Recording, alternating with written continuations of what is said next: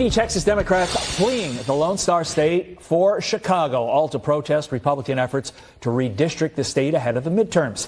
Texas Governor Greg Abbott announcing late last night that the Dems who fled could be removed, writing, quote, Democrats hatched a deliberate plan not to show up for work for the specific purpose of abdicating their duties and of their office and thwarting the chamber's business. That amounts to an abandonment or forfeiture of an elected state office. RNC National Committee woman Jane Timken joins me now. Jane, could they actually be kicked out, deemed to have forfeited their seats? I mean, it's quite possible. This never ends well for the Democrats. This is another shenanigan they're trying to pull. And to hightail it out to Chicago, I know it's hot in Texas, but they got to get back to work. For all the bloviating from these Texas Democrats, don't California, New York, all blue states do the exact same thing to benefit Dems when they have control of the state house? Absolutely. They do this all the time. And we see it, as you said, in New York and California. This is Eric Holder's plan, Obama's former attorney general. They have been determined to redistrict themselves into power for quite some time. And Republicans should stand strong and not put up with this nonsense. Democrats need to do their job unless they don't want to do it anymore, and then they can lose their job. An interesting part of all this, Congresswoman Jasmine Crockett, very, very vocal recently, could be vulnerable because of this redistricting. And as you might imagine, she is not happy about it. Let's listen. I do think it's important for us to have the conversation around the fact that this is bigger than Texas. This isn't just about the 5 seats in Texas. This is about a power grab. It is about basically setting the tone for what Donald Trump will try to do throughout this country so that he can suppress the voices of black and brown folk just so that he can stay in power. We've got to do everything that we can to save this country, because right now it feels like we're going to hell and it doesn't seem like we have a way back. Okay, so you heard in her answer, she's making this about race, yet 4 of the 5 new districts that would be created by this Texas Republican plan literally are majority Hispanic. That according to the author of the bill pushing these maps. Your thoughts, Jane? Well, of course they're going to push the race card.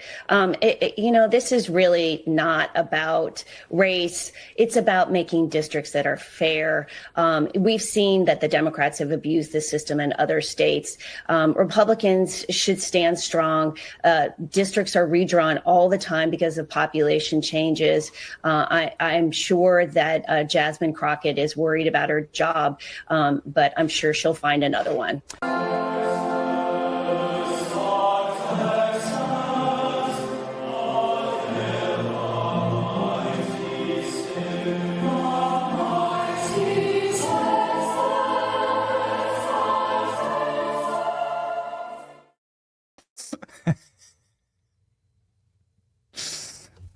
Where do you find this stuff, Jerry? Where do you find it? Welcome back. A weekend that didn't really feel like a weekend, actually. Man, we were out hustling on behalf of you, and we're thankful for you. We've been able to change lives on this program, and we are humbled by all of the support from this audience as we, well, engaged in our mission of not just talking. We do a lot of talking. Talk. Talk is cheap. Actions maketh man. And we acted this weekend, and we made international news by showing who America truly is. We're very proud of it. It all started right here, live, on the stream. Welcome back. Today is Monday, August 4th, 2025. Governor Greg Abbott says he will arrest and remove Democrat cowards who fled the state in a seditious act that is also an illegal act, and we're going to cover all of it today with the Attorney General of Texas, Ken Paxton, who will be joining us shortly. We helped raise, well, what's now zooming towards $500,000 for the brutal victim of a heinous racist attack in Cincinnati.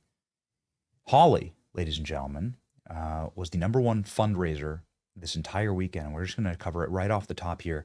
This is our show actually having a profound effect on the planet, and it's because of you. because of anything that I'm doing, but because of what we are all doing together in this incredible movement. It's just an honor to fight with you. My name is Benny Johnson, and this is The Benny Show. Off the top, I want to talk to you a little bit about how you invest. And we're going to talk about investing in charitable causes in just a moment. The way that I invest, however, on a day-to-day basis is in elements and assets that are fit to perform now, yesterday, today, and tomorrow. That would be gold. My friends at Advantage Gold can set you up. Gold is the number one performing asset in my portfolio. That is just a matter of fact. The US dollar's dominance is absolutely under attack, and you need to make sure that you have a hedge in this wild global currency market. Gold is becoming the number one hedge against global currency shift. You can move your IRA or 401k into physical gold today, tax and penalty free, and you can get up to $10,000 in free gold and silver with my friends at Advantage Gold. Call today, text Benny to 85545. That's Benny to 85545. Or go to AdvantageGold.com, AdvantageGold.com. Data and message rates apply. Performance may vary. You should always consult your financial and tax professionals. And ladies and gentlemen, we've been consulting our conscience. And we showed you all last week, we yelled about it till our voice cracked, as we are prone to do on this program, the footage of the horrific attack in Cincinnati. Now, according to all available evidence, what happened is after a music festival in Cincinnati, a group of middle-aged white people were just savagely beat down in an attempted murder. Not like not like some guys brawling at a bar, and that will happen across every single bar scene in America, all right? A couple dudes throw hands. That's just the way it goes. Sometimes they end up in the gutter, you know. Listen, this was attempted murder. We counted on this program. There are 32 different punches or kicks to a man who is already face first on the cement to his skull. That's smashing his skull against the ground 32 times. That's murder. That's attempted murder. When a woman who was simply there to celebrate a birthday of her friend, her name was Holly. She's an Ohio single mother. She has a 5-year-old. She has young children. She's doing her best to provide for her family. She just wanted to enjoy a night with her friends. She simply tried to intervene. She was the only decent person. The only decent person. 100 people were witnessing this. They were all filming and laughing and jeering. They just happened to be in the wrong part of town, man. Let me tell you. Let me tell you what. Only one person called 911. Here's what's also horrific. The 911 operator didn't respond. This is the part of the story you probably don't know. You don't know ambulance ever reached Holly? Holly, who intervened to try and just stop the fight. That's it. Just hey, everyone stop this attempted murder. The only decent person, the only person with a soul that was part of any of this got hit by a man half her age, as far as we know, according to available evidence, a felon who was out on $400 bond, a violent felon who was roaming the streets of Cincinnati because of progressive woke bail policy, cold clocks twice Holly in the face, a defenseless woman, a mother. What kind of an animal hits a woman in the face? And then Holly, of course, succumbs to her injuries by planting directly into the concrete, which is, any medical professional will tell you, that's what actually kills you. Your brain can hemorrhage after that. You have seizures. The cops showed up, didn't help Holly, just told everyone to go away and left Holly alone to bleed out. Do you know that's a matter of fact? That is how the police operated in Cincinnati. She couldn't get an ambulance. Do you understand? Holly, in this state, couldn't get an ambulance. The ambulances were too busy in other parts of the city. Sorry, you pay your taxes. We extort you for all these taxes. You pay 50% of your paycheck to city services. No ambulance for you, lady, who just got clocked by a guy half your age, a thug a criminal, a felon roaming the streets, looking to attack more, a vicious animal. This is the city of Cincinnati, these monsters. Anyway, I'm telling you things you already know, and I'm telling you stuff that we've already covered. And I had a bit of a panic attack live on air when we were talking to Bernie Moreno. Bernie Moreno is the upstanding senator from Ohio. And I just couldn't handle it anymore. I was like, is anyone helping her, by the way? Like, we're all like everyone's like looking at her and pointing at her. I got to tell you, like, during the interview, maybe you saw it live and we'll play you a quick clip of it, but I got like hot under the collar and angry. I started sweating because I realized that I was the problem. Me. Because what makes me any better than the people who are sitting around filming world star jackals? What makes me any better? I'm sitting there looking at a photo of Holly on the ground. Here we go. Here's like the photo of Holly on the ground. I'm sitting there playing this for you. I'm showing you this, but what am I doing exactly? Am I any better than the jackals surrounding Holly who refused to call an ambulance and an ambulance who refused to come? Holly took an Uber to the hospital. Do you know this? Bleeding out in the back of an Uber. The state of Democrat-run American cities. Stay the hell out of those cities, man. The point is that I snapped on air and I just started banging my fist and I said, Senator, is anyone doing anything to help her? Like, I realized I was the problem. I'm not doing anything. We got a platform. Why aren't we helping? So here we go. This is what we did on Friday. I yelled at the senator. I said, like, is anyone helping? Here we go. Do a GoFundMe for her. She has to have medical bills. It has to be pretty expensive. Could we help pay down her mortgage or, maybe her car payment? Like, could we do something like that? Let me talk to her, Benny. I think let me talk to her. See what she really wants. Okay. Again, let's do an official GoFundMe. Yeah. And who cares? Like, maybe she donates the money, right, to to her local church. But whatever. Like, let's show that she has support. I will talk to her about it the minute I get off with you and let her know that you're going to do that. I know she'd really appreciate it. Want to do something for Holly? Please, let's get a Give Send Go going for Holly today that is authorized by her and that is approved, and she can donate the money to her church if she wants to, for all I care. But everybody's got a mortgage, everybody's got a car payment, and I know that she must have some pretty extreme medical bills right now. Yep. So I'd love to get that going, Senator. I'm on it. I'm on it. I'm literally going to get on the phone with her right now. That is an upstanding man of his word, because the senator texted me not long after that and said, I want to put you in touch with Holly. I got on the phone and I talked with Holly. You want to make sure these are real people? You want to just like chat with them? I've never met her. You want to get her story? And Holly, weeping, tells me that the local sheriff in her town has told her that she's not safe, that the BLM and woke mob are targeting her, coming after her address, that she can't pick up her phone. Every minute there's a new text message with a death threat against her because she exposed the mob. Holly was actually on her way to a secure location, which is, going to be just some roadside motel that she has to be at. So she's been chased out of her home. She has little children. She's a single mom. She has brain trauma. She sent me these photos. So after our conversation, I said, can you just snap a selfie? And these are the photos that she sent me. This is the state of Holly. She can't work because most work requires eyeballs and eyesight. And as you can see there, her eye is closed shut. Not only that, but her brain injury, like she is going to have head trauma for probably the rest of her life. We'll see. Killer Klein's over here nodding his head because, dude, the Killer Klein does jujitsu, and we gotta watch out. There's a reason why people wear helmets. Yeah, you gotta watch out. That can mess you up forever.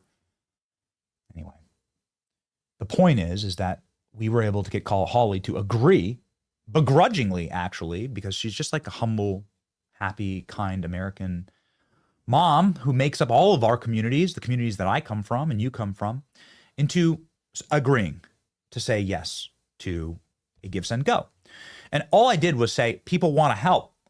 All of us are like pointing at you and looking at you and no one's helping. So can we help you, please? Like, there's good people in this country and they show up. And we showed up. Here's the Give, Send, Go right now, sorry to say GoFund. I said GoFundMe. I said Give, Send, Go. This is the Christian site that does fundraisers, that doesn't deplatform conservatives. Here we are, 48 hours up, because we launched this late in the evening on Friday when we're filing. This is our first Give, Send, Go. We've never done a campaign like this before. We have nearly $350,000.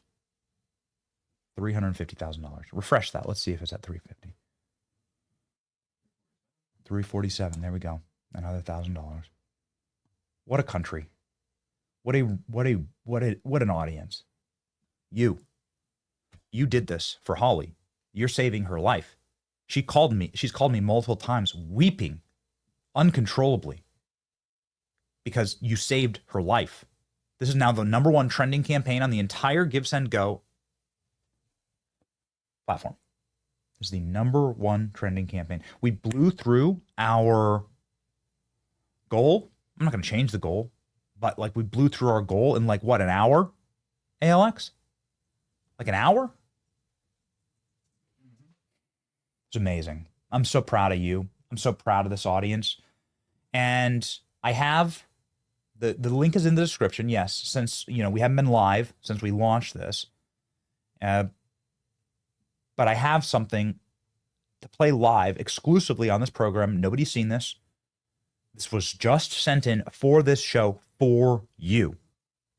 For our show, this is a video that Holly just sent me. This has not been posted anywhere. This has not been played anywhere.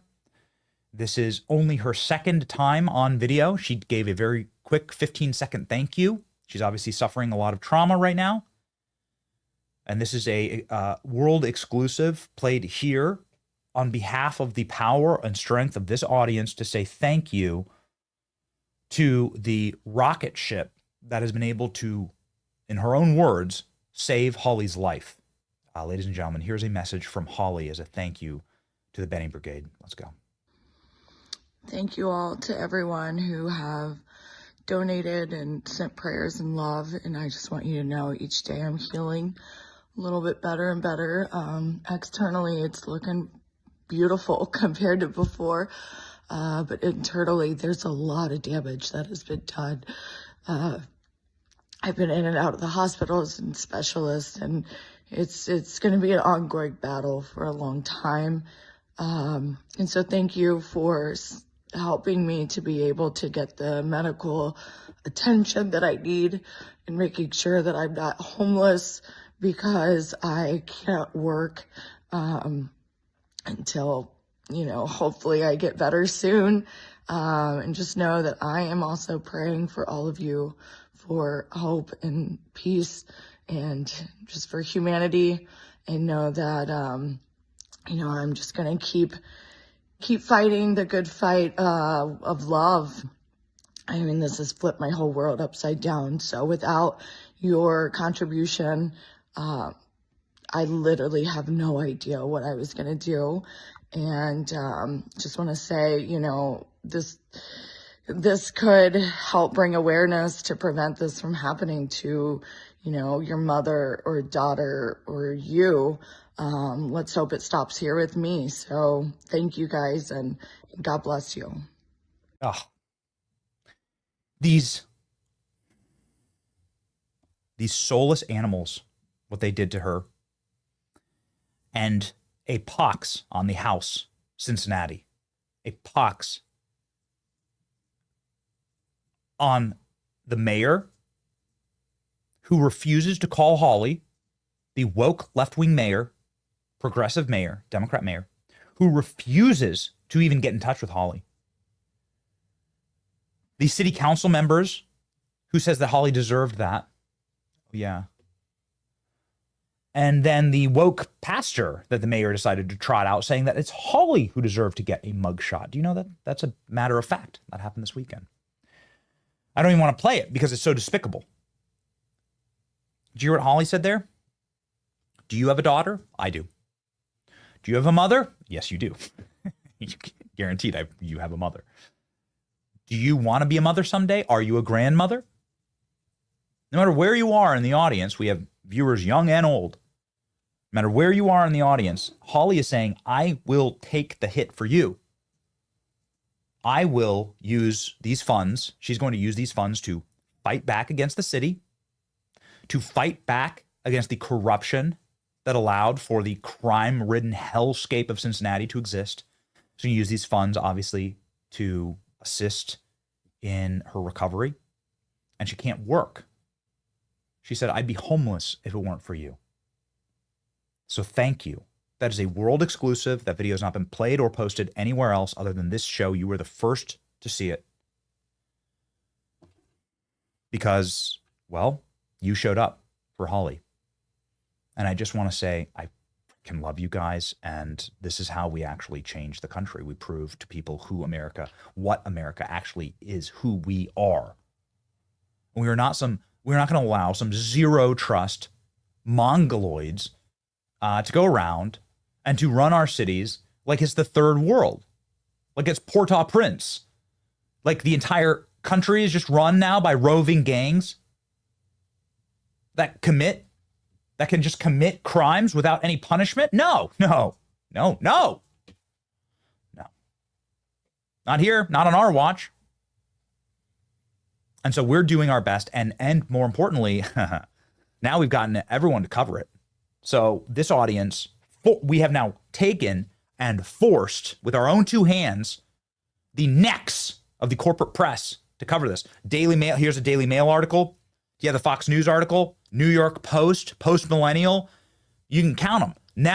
Now, suddenly, we've been able to make international news. You and me together. That's why we love this audience so much. We just deeply, deeply, deeply want to say thank you for this. Here's Fox News covering it. This is Holly's video, and this is the fundraiser. So it's worth taking a moment to simply say, this show isn't just like some guy screaming into the microphone. We are going to, I'm telling you, it is on my heart. We are going to take this audience and do work for good. We are going to see things that are wrong in the country, and we're going to get together with some of our billionaire buddies. It's like Bernie Sanders. You got a billionaire buddies. Well, we do know Vivek, and he donated. Vivek gave $5,000 to this. He wants to be the next governor of Ohio. Bernie Moreno, the senator, gave $1,000 to this as well. And I wish I could shout out, I wish I could shout out every single person. I would if we had the time. Maybe we'll just do that, in a recording. But people giving everything from $1 to $10,000 from Barry.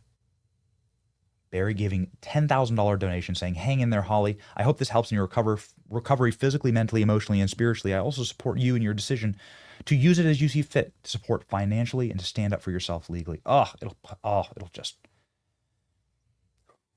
You can just go to the top donations. There it is. Thank you, Klein. I just want to give shout outs to just everyone. And then all the way to the most recent here. It's like $25 from Jared McGowan from 9 minutes ago. Just like, thank you, Jared, thank you, Barry, 10,000. How about this? Like, if you just pray for Holly, or if you just watch the show, if you just watch the channel and subscribe, and again, it's not like what I'm saying is when we grow our movement, we can defeat them. We can defeat the forces that wanted to shut up Holly, that wanted nobody to cover this, that wanted her to live in misery, and say, you know what? You actually deserved this, lady. There are some people that said that. And this is us saying, no. Look at this right here. Santiago, we are here behind you from the Benny Show. There you go. Santiago live right there 8 minutes ago. Thank you, Santiago. Talamantes. Yeah, it's incredible. It's incredible. So anyway, the link's in the description. If you feel either way, just like supporting our ability to go out. So we just said with reckless abandon, we're just going to change it. We're just going to fix it. We're not going to be one of those people that stand around. Whoa, world star. We're not going to just stand around and just film it and point and laugh. We're not going to do that. We're going to go change it. We're going to do a lot more of that. Whether it's East Palestine, whether it's Lahaina, or whether it's Holly, you can count on this audience we're going to have action maketh the man. Your reputation is what other people say about you. Your actions are what you say about you. And this is going to be our actions. Your actions are who you are. So, ladies and gentlemen, moving along very quickly here. I'm just so proud of this audience, and I had to spend the first couple of minutes talking off the top. We have so much to cover today. Texas is in the news once again. Democrats have fled the state of Texas. This is an insurrection. This is seditious. They are grinding to a halt their constitutional obligations, and now the state of Texas is deciding to go yippee-ki-yay, we are not going to stand by this. The Texas being Texas again, and joining us is the Attorney General of Texas. His name is Ken Paxton, and he's a very busy man today because the governor has laid down the law and said if you are not back by 3 p.m. today, then we are going to vacate your damn seats. We'll call special elections. Your little stunt ain't going to work here. The man who will enforce that is the great Ken Paxton, the Attorney General of Texas, a friend of the show who is joining us by phone right now.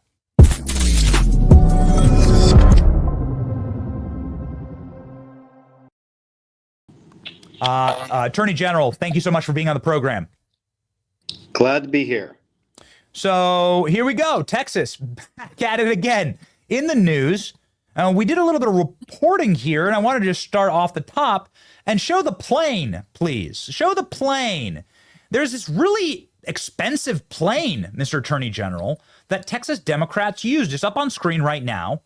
It's a $47 million jet that they fled from. It cost $17,000 per hour. That's nearly $100,000 to get from Dallas to Chicago. Now, they were dumb enough to take all these selfies on their private jet. Who's paying for this? Is somebody funding an insurrection in Texas, Mr. Attorney General? You know, we don't know. It certainly looks like it. And either way, we want to know how it's going to be paid for. They're going to have to report this at some point on their campaign finance reports. And during session, typically you're not allowed to take contributions. We're in a special session, so they can take contributions, but they're going to have to report it, and we'll know exactly who gave the plane. Is that legal? It seems like so. Let's say that there's let's just say there's a mysterious billionaire. All right, fill in the blank. There's a mysterious billionaire that comes in and says, "I'm going to give you this private jet. I'm going to cover this jet." Is that legal? You can legally just like stop the state of Texas from working if any billionaire wants to come in and pay for every Democrat to leave? You ask a complicated question that's never been asked, or we've never dealt with a billionaire coming in and offering up his plane to fly Democrats out of their responsibility in Texas for showing up and representing the constituents. So this is a new question that the courts may get very soon. So there is constitutional protections against the members of the chamber fleeing the state. It looks like that's going to be executed by the governor. You were out almost instantly saying this is not going to be allowed. Can you talk me through the mechanics of that? Are you going to send the Texas Rangers to go get him? Are you going to call up Chuck Norris, give him his badge back? I like Chuck Norris idea. I love the Chuck Norris idea. We've been through this before. When I was in the House in 2003, the Democrats took off, and what Rick Perry did was we tried to arrest him. They went out of state where the Texas Rangers did not have jurisdiction, and they typically will go to a Democratic state where they get no cooperation. So we've been through that process, and so what Rick Perry did at the time was continue to call them back. Ultimately, it's hard to live out of Texas forever, and so we went all the way to October. So we started in July, or actually June, and he kept calling special sessions for 5 months until the Democrats finally had to come back. So what I think should have been done could have avoided all of this if I think the speaker could have just locked the doors while they were here, and we wouldn't be going through this now. He could have locked the doors. That's what happened to us eventually, is the doors were locked. The speaker locked the doors, and we could not leave. Once you were in there, you were there for days until we voted on what we needed to vote on, which was redistricting. What will be the consequence? Now the governor is out saying we have your tweet up on screen right now, saying that this is clearly patently illegal. The governor is out naming. Can you find me what is the statute that the governor named? Quo warranto. Yeah, he's naming a specific statute there. KP 108. That's me. He's naming an opinion that we wrote a couple years ago when this happened. I think it was in 2021. And there are two parts to this. We actually went to the Supreme Court. It went all the way to the Texas Supreme Court. And we got a ruling that said that Texas can arrest members of the House or Senate who are basically leaving their responsibility during a session. So we got a ruling because we had a lower court ruling saying just the opposite. And the Texas Supreme Court clearly says we can't arrest these people. So the challenge is, do we have jurisdiction in these other states? That becomes the biggest challenge. Until they show themselves back up in Texas, sometimes it's hard to actually execute on that. The quo warranto is a new theory that we haven't really pursued. It's a new idea. We've kind of discussed it in this legal opinion, but it's never been tested. So it's certainly something my office is looking at now as a possibility going forward. So can you please unpack that? Can you please unpack that again? Forgive me for my non-familiarity with some of these Texas Supreme Court rulings and/or constitutional issues, but could you please educate us? How would you go into Chicago to Pritzker's? Clearly, they're at like a Hyatt somewhere, right? And yes. And so, how would you go and compel them to return? So it actually is a speaker. The Texas Speaker of the Texas House it's the Sergeant at Arms has the authority to go arrest. However, that Sergeant at Arms can deputize. So he can deputize Texas State Police, the Texas Rangers, whoever he wants to deputize to go find these people. If they find them in Chicago, they would have to get the cooperation of local authorities there in order to arrest them there. Okay. That's one reason they choose Democratic states, because it becomes very difficult to execute on these arrests when we can't get the cooperation of other states. What about vacating their seat? So that's what the governor made a lot of news with this morning, saying that you just won't have a seat then any longer, and it's my right to vacate your seat. Is it going to be arrest and bring them back, or is it going to be, okay, that's fine, you no longer serve in the legislature, you can enjoy your new life, as a Chicago Bears fan? Yeah, no, it's we're looking at the option he put out there. That actually came out of the opinion that you read that we wrote a couple of years ago. Mm-hmm. The challenge is that wouldn't necessarily be an immediate answer, right? We'd have to go through court process, and we'd have to file that maybe in districts that are not friendly to Republicans. So it's a challenge because every district would be different. We'd have to go sue in every legislator's home district to try to execute on that idea. Mm. Okay, so what do you prescribe as you are the top law enforcement official in the state of Texas. What do you prescribe as the move forward, sir? So, I mean, my first move would have been to chain them to their desk and not let them out of the door. That was what I suggested earlier last week when they were here. Since that has been left on the table, that was the most, I think, the best chance of success. The fastest. The next is trying to arrest them. But that, again, is going to be a challenge. And I think the governor is going to be forced into calling several special sessions. Eventually, they're going to have to come back. There's no doubt they'll come back. They have to. They have jobs. They have lives. They have families. They're not going to live in Chicago, especially when it starts getting cold. I'm telling you, that's worked. And every time that they've taken off, we have successfully gotten what we needed done. This other idea that was proposed by the governor, the challenge with that is, one, we're not sure if it works. We're going to try to figure that out. But two, it will not be an immediate resolution, because if we go to court, that takes time. We get appeals. It'll go up to Texas Supreme Court. It's just not an immediate process. So, now that they've let them out of the state, it's going to take a little longer. But I'm very optimistic. If the governor, and I believe the governor will have resolve, if he keeps calling them back, it's going to be a challenge for all 51 of them to stay out of the state for the rest of their lives. Yeah, stay out of their state, and then could they have maybe chosen a state that perhaps isn't as heinously gerrymandered as Illinois? We have the congressional map up here. Illinois looks like a severely handicapped person who's having a seizure. Drew the congressional lines. it is inarguably the most gerrymandered state in America, Mr. Attorney General. And they happen to be in Chicago, which you can perhaps it's impossible to see on your screen, but we're showing it right now, is inarguably the single most gerrymandered city in America. Democrats most likely have created out of whole cloth 10 new congressional seats just by their fraudulence in Chicago.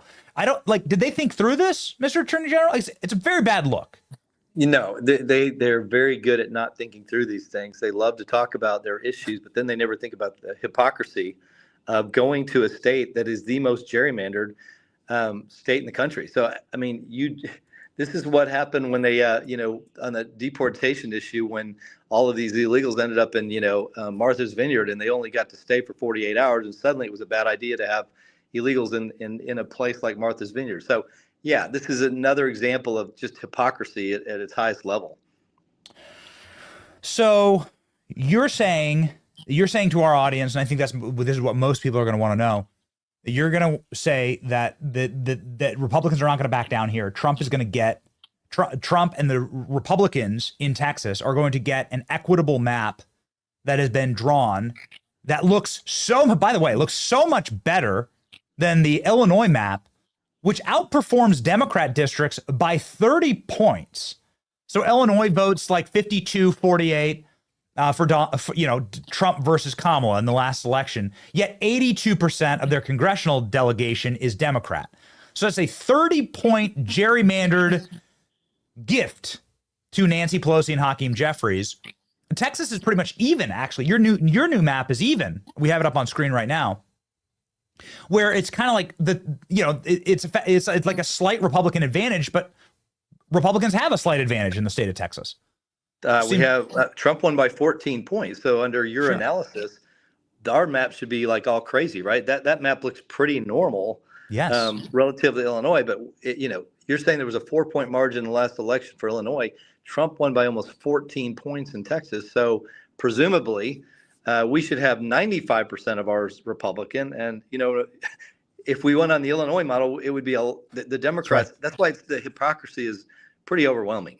That's exactly right. Final question to you. This went viral this weekend. Jasmine Crockett is out complaining very, very loudly, making herself the spokesperson for this, saying that now she's going to be forced to run, because of this new map, she's going to be forced to run in a district that didn't go 90% for Kamala Harris. I think part of the reason why she has rocketed to fame is that she's able to have absolute security in her South Dallas district that has been drawn to ensure that is a Democrat seat forever. I just want to get your response to Jasmine Crockett, who also called the president, I'm sorry, and I'm quoting here, a piece of shit this weekend. Oh my gosh, she's the piece of work herself. She is very much a leftist, and I'm not surprised by anything that Jasmine Crockett says. And you're right, she's so safe in that district, with it being so liberal, that she can pretty much get away with saying anything. So she loves that security and wants to stay in a very, very safe district.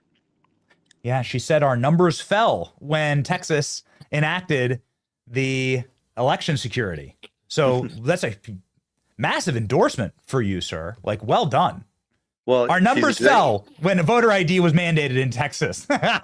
there's no doubt about it that photo ID and voter ID actually works. And if you look at the states that have photo ID, you'll notice that Trump, I think, won every single one of those. Yep. The states that don't have photo ID, he didn't do well. All right. Yeah. Well, we can only guess as to why that would be, Mr. Attorney General. We thank you very much for joining our program and for giving a little bit of a resolve and a kick in the shins here. Hopefully, the Texas Republicans remember what it's like to be Texas again, and remember the Alamo and so on. A lot of Texas. Let me just say this: we're going to win this. I have no doubt the governor will not back down. I've watched him do this before. He will not back down, and we will not back down. We'll fight the legal fight, but I guarantee you we're going to win this. Yeah, and I hope that you look into who's paying for these $100,000 private jet flights, because those are expensive. We will know that as well. It seems like bribery to me. Possibility. Okay. Thank you very much, Mr. Attorney General. The count is on screen right here. 500,000 followers on X. Make sure that you're following Ken Paxton, an absolute and total warrior for the state of Texas. Godspeed, sir. Thank you. Have a great day.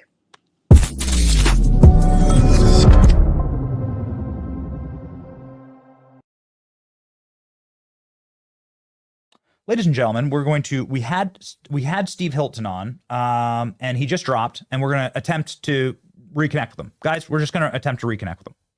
Okay, so see if we can grab Steve Hilton. He's running for governor of California. We had a number of things to cover this morning, and we were up against a few hard outs, and the Attorney General was able to join us, and this is the top of the news cycle. So we're going to see if we can't get Steve Hilton back, if we can. Yeah, let's see, boys. Ladies and gentlemen, if you are looking to piss off people in the state of California, that's where Steve Hilton is running for governor. I just want to get his thoughts on.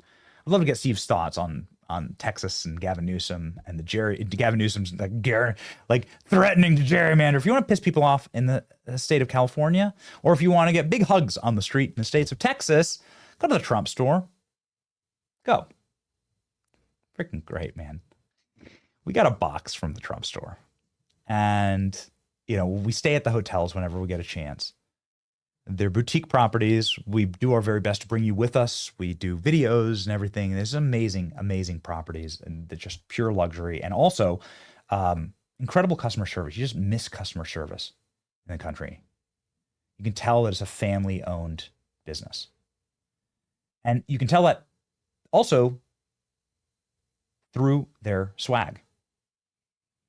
Bring a piece of the Trump experience home with you at the Trump store. This is where you can find the official merchandise of the Trump organization. It's not just a store. It's a statement. Sleek, structured hats, bold, patriotic apparel, elegant drinkware, and luxury home goods. Every single item is crafted with care and reflects American values, strength, pride, and timeless style.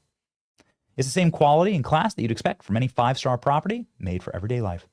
I've got the gear in my home, and my kids ravaged through it. I should have taken a photo. I'll take a photo, and we'll have it for the next show. It's amazing. They sent me little Trump bears, little Trump sweaters. My kids are off them. All right. I'm not one to wear hats, but I'll tell you what. How about we do a giveaway? I am one to drink coffee, so I got this amazing Trump. Look at this amazing Trump Yeti mug right here. This is my coffee this morning. And I want to wear hats, so maybe we'll just do a hat giveaway. How about we do that on Friday? They sent me a whole load of MAGA hats. I'll bring them all on the show, and we'll give them away live on the show. We'll give them away in the chat, okay? So we'll just have someone pick in the chat, make a comment, and we'll send you a hat, all right? Anyway, the point is that the Trump store is rocking and rolling. Go to trumpstore.com. Use my code Benny15. Check out 15% on your first order. Trumpstore.com, trumpstore.com. Shop smart and shop America proud. All right, ladies and gentlemen, let's lock and load with a brand new thing that I'm really, really excited about. And Steve Hilton, I think, will be joining the show. I'll have to apologize to him. Okay, great. Steve Hilton will be joining the show again at 11:15. He had another hit. I'll apologize to him live. We just had to cover some ground this morning. I hate it when we're late, but ALX and Klein work some magic here. Thanks. Here we go. So there is something that I've been asking for a long time, which is, can we get a brand new Salt That Lib? And we have an exciting Salt That Lib here in the video that we just played for the Attorney General. And this is the world premiere. Like a lot of world premieres on the show, Killer Klein. The world premiere of the brand new Salt That Lib stinger. We actually have two of them. So maybe we'll play two. But we have new Salt That Lib stinger. This is the first time it's been played. We've played that old one like 10,000 times. We made it years ago. Trashed it. Love it. It's in Cooperstown. Now here's the brand new one, and it's going to follow up on a Jasmine Crockett clip that we just played beside the Attorney General. And it's Jasmine Crockett explaining that once Texas enacted voter ID and no more mail-in ballots, that Democrats are doomed in the state of Texas. That Republicans putting in place election security measures meant that her numbers fell. So, ladies and gentlemen, please salt Jasmine Crockett. And we have some big breaking news on Jasmine that we'll get to in just a moment. But here we go. The world premiere of the brand new Salt That Lib.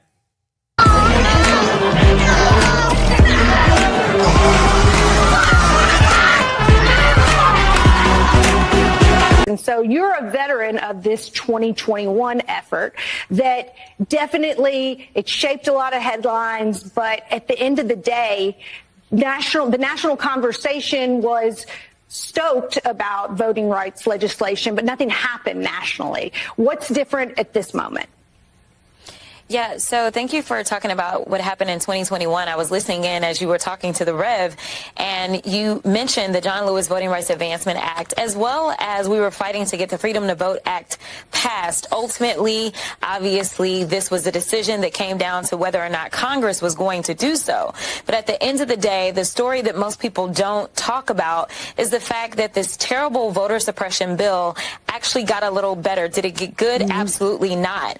But they absolutely wanted to take away souls to the polls. There was a benefit to shining a light on what it was that they were trying to do in the dark in Texas. So unfortunately, we've seen our numbers fall now that they have these voter restrictions in place. But I do think it's important for us to have the conversation around the fact that this is bigger than Texas. This isn't just about the 5 seats in Texas. This is about a power grab. It is about basically setting the tone for what Donald Trump will try to do throughout this country so that he can suppress the voices of black and brown folk just so that he can stay in power. Here's our news that we have to announce to you. Jasmine, the Benny Brigade. The Benny Brigade is coming for you this week. This week, we will be in Dallas, and we were going to be going through a deep dive on Jasmine. And who is Jasmine Crockett? She just conjured out of nowhere, didn't she? She just appeared. You always have to start asking questions. I'll just dig just a little bit deeper. Oh, baby, you won't believe what some little birdies has told us about Jasmine. Boy, howdy. Is it going to be a rockin' week and weekend? We will be doing some major work, so get ready for that. And by the way, just nothing but love for the chat. Shout out to the chat. Also, did you like the new Salt That Lib? I love that. I loved it. We're going to change the music. The music needs to be a little more. We got to change the music, but like I like the graphics, I like the vibe of it. You told us. You were right. You're always right. You told us to go after Jasmine. You said, that's the next one we want. That's the next one. And we're going to go get it. We're going to go get it, baby. We have something big planned. It's going to be exciting. This is what Jasmine is so upset about. She's upset that she may lose her seat now. Republicans are doing what they are constitutionally obligated to do, which is to redistrict their congressional seats in their state in order to ensure that the seats are equitable, using their language against them, and that the red state of Texas represents the will of the people. And so this is what that state looks like on this new map. Here's an exciting little tidbit for your Thanksgiving table to piss off your left-wing aunt and get her to throw her box of wine. 90% of the counties in America voted for Trump. Let me repeat that. 90% of the counties that exist in this country voted for President Trump. That's what it looks like. I know it's a little out of focus, but that's what it looks like right there. That's why your country looks like that. Democrats exist in these teeny little blue pockets. You can see them right here in the cities of Houston and Dallas and San Antonio. There are no large Democrat counties in America that don't exist because they're not a party that has any kind of populist appeal. They only have appeal to people who are utterly subservient to the state, that vote for their own welfare checks, that live inside of hoveled community and government housing. There are no large populist Democrat counties. They don't exist in this country. This is all that exists of the Democrat Party. President Trump won 90% of American counties, and Democrats won the rat-infested hellscapes that are parasitic on our body politic. They take, and give us nothing. And they're designed to be that way. And so this is what every map should look like in America. Every map should look like Texas.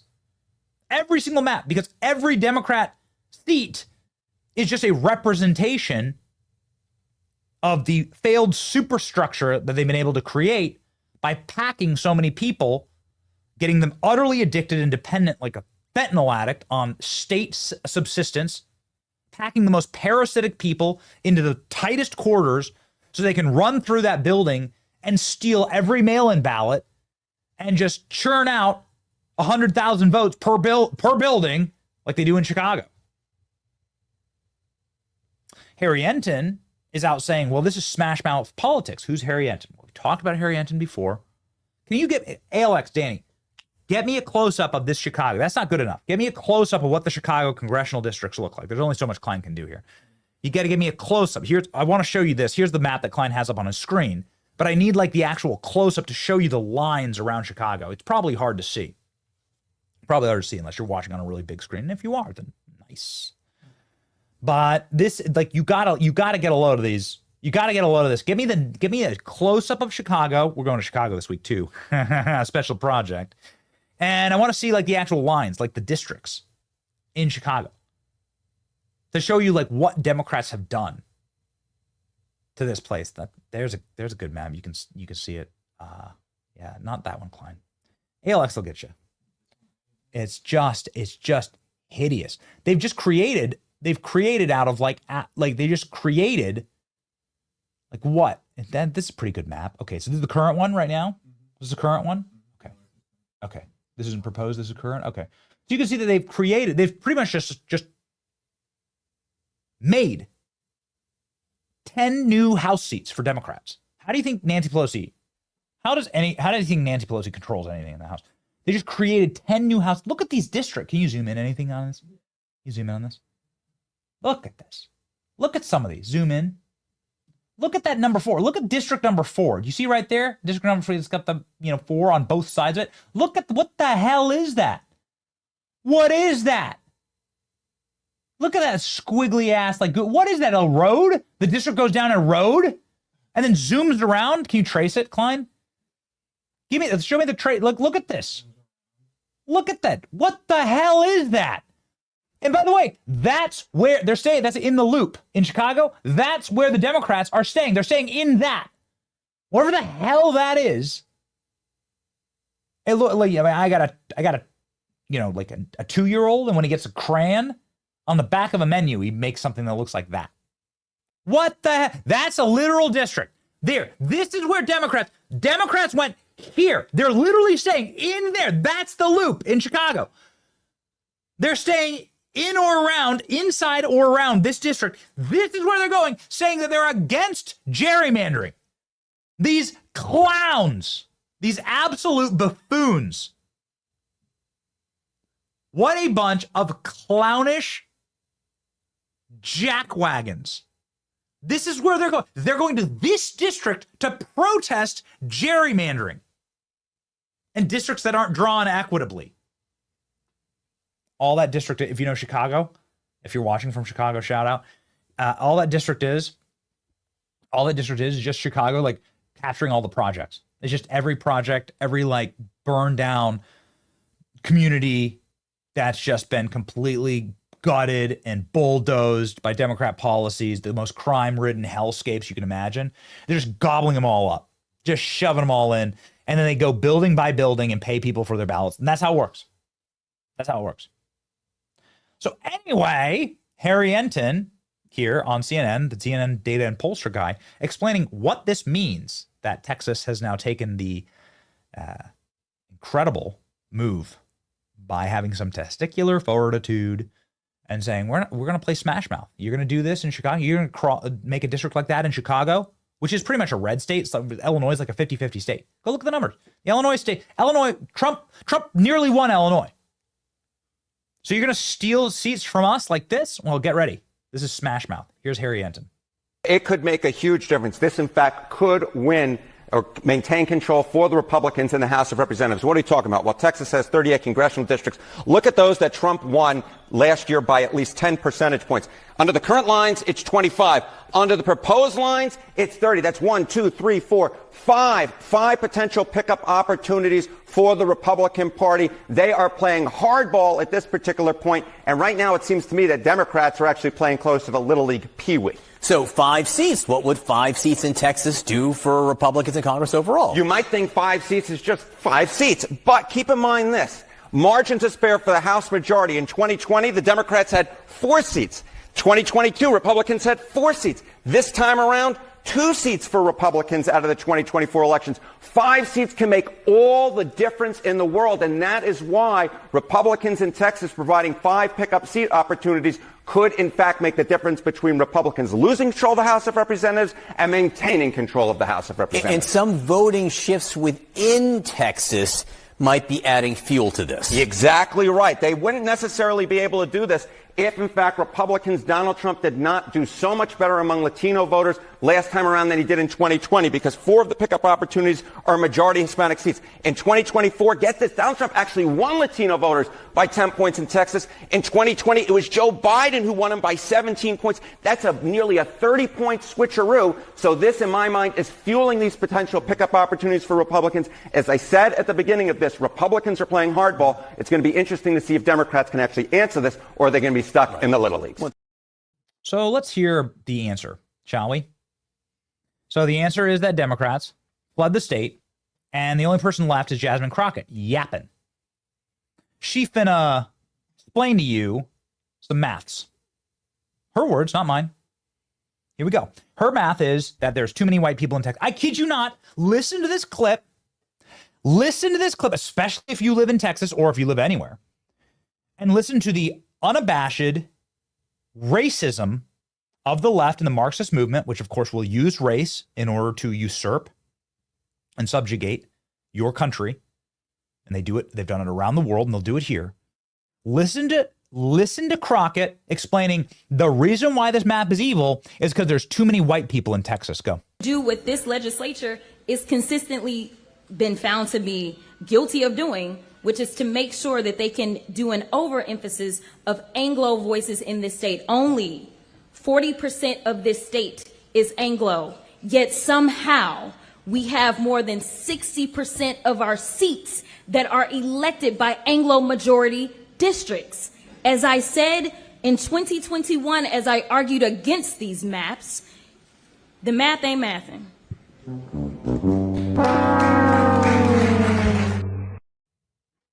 Too many white people.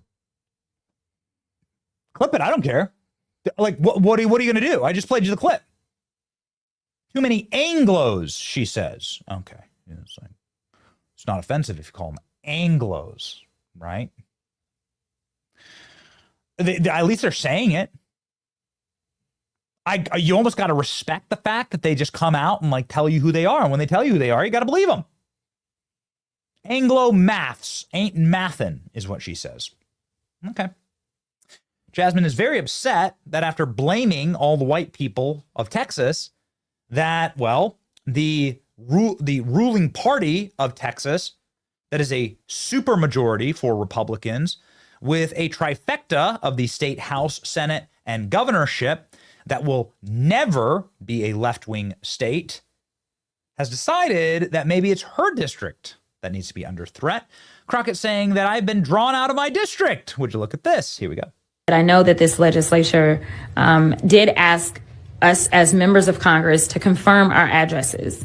I don't know how many of us actually still reside in the districts that we represent. I do not currently reside in my district based upon the plan that has been drawn, which is another red flag, in addition to courts consistently looking at how many people have been moved.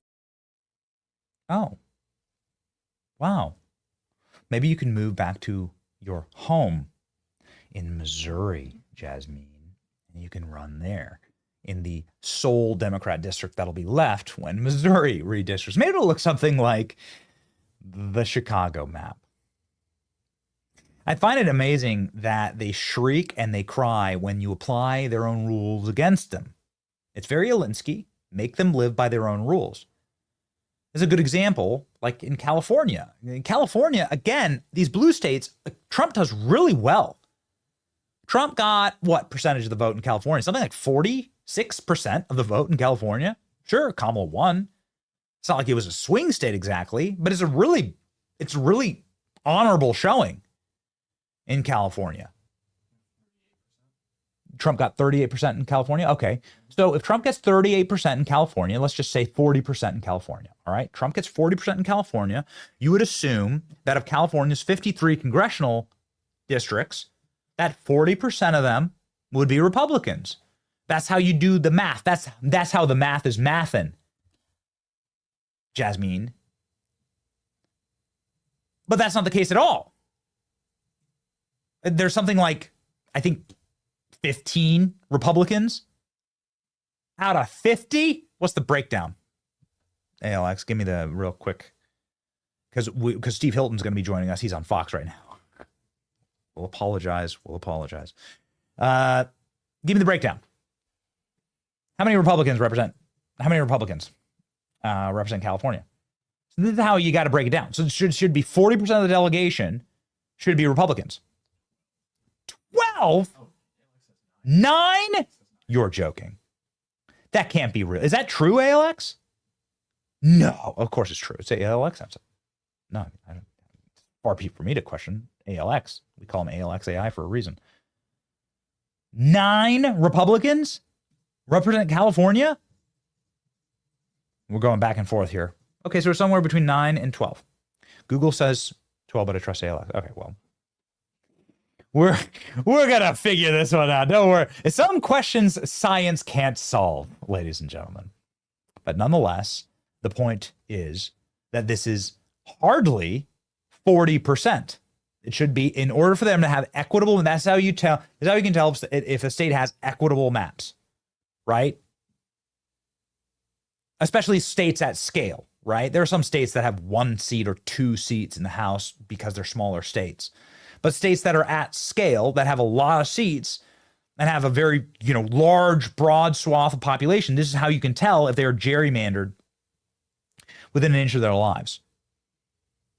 9 Republicans out of 53 congressional seats? That's obscene. Look at what where's the Republicans protesting in California? Where are Republicans walking out in California? Killer Klein with the disinformation live. The disinformation. We're going to start calling you Robbie. Do not. All right. Okay. I'm trying to start a fight. Klein would win that fight. We call him Killer Klein for a reason. Not trying to start a fight. But here we go. Current delegation. There it is. 9. Yet the state goes 40% for Trump. So yeah, that's crazy. So then now Gavin Newsom's like, oh, don't worry. I'm going to squeeze blood out of this stone. I'm going to get rid of 5 more seats for Democrats. Oh, okay. So 0 Republicans now in California. You had the California map. Can you just pop it up real fast? I just want to show you. So this is California. I think that California could absolutely, in my lifetime, flip red. I think it could, especially with the criminal alien deportations and with voter ID and mandatory voter security. I think that California could absolutely flip red. In moments, we'll have Steve Hilton on, who's running for governor of California, and we're going to talk about this map. Look at how. Whoops, sorry, I just knocked over my coffee. That's okay. You know what? It's fine. Killer Klein's got me. The show must go on. The show will go on. Okay. Well, ladies and gentlemen, as we observe this map, it's worth noting the reason why California looks like this at all. And that's because of amnesty and unlimited criminal, illegal, alien migration to the state of California. California was a red state in your lifetime and mine. I was born in 1986. California was still a red state. But in something that absolutely destroyed his legacy entirely, Ronald Reagan decided to side with his left-wing wife for amnesty, so that her liberal friends would have her back at tea parties, and it destroyed California forever. Ladies and gentlemen, Jasmine Crockett explaining that the Democrat Party is really out of options here, and so she might as well just start name-calling Donald Trump. Here's the response from Democrats to Republicans finally playing by their game. Place. We need to have some real guardrails around this Supreme Court, because the Supreme Court has paved the way for half the stuff that we see that's going on. Listen, Donald Trump is a piece of shit. Okay, we know that. Yes, he is. But in a functioning democracy, he still would not be able to get away with this. But he's been able to get away with this because the House Republicans are complicit. He's been able to get away with this because Senate Republicans are complicit. But most importantly, the courts, especially the Supreme Court, is complicit. And so I think one of the places that we have to start is they are the highest court in the land, and they have no ethics guardrails. Now you go down to the lower courts and they do. How much sense does that make? When we know that they're taking money, we have the paper trail, and they refuse to put guardrails on themselves, so it's time for us to do it for them. How do you know that we believe what we tell you? Well, because we literally practice that belief, okay? Here is my Trump mug. Inside of my Trump mug is my blackout coffee. That blackout coffee has just spilled all over my desk. Why? Because I'm so excited about this topic that I'm flailing my arms. So I apologize for you. Why am I flailing my arms? Because I've had too much blackout coffee, and the cycle repeats itself again and again and again. Blackout coffee fills my cup, unless it's spilled all over my desk, and then it fills the studio. Killer Klein jumps up with the paper towels to fix it. And so, ladies and gentlemen, you also should have the same type of energy that we bring every single day with our blackout coffee. It's roasted right here in the beautiful state of Florida. It is small batch. It is delicious. I drink it black, as you can clearly see if you're able to zoom in and see everything that's spilled down the side of the mug. Black, if you drink your coffee straight out the pot like I do, then it better be good, because otherwise it'll taste terrible. You know, some people just pour a half gallon of milk in their coffee and put a bunch of sugar in it. Not me. And so let me tell you, every single morning, you see the energy that we bring to this program and the energy that we bring to our channels. Blackout coffee fueling us. If you believe in hard work, American values, and coffee that tastes like real coffee for men, go to blackoutcoffee.com/Benny. Use code Benny for 20% off your order. Support the American dream. Drink Blackout. That's blackoutcoffee.com/Benny. Stop settling and start drinking real coffee. All right. Ladies and gentlemen, the real man is back. And we're so thankful that he was able to roll with us. His name is Steve Hilton. He's going to talk to us about the state of California and what's happening to Republicans there, and how angry he is at the leadership of California that's been doing a lot of chirping. And, well, we're always honored to have our friend back in the saddle with us, the great Steve Hilton, live now.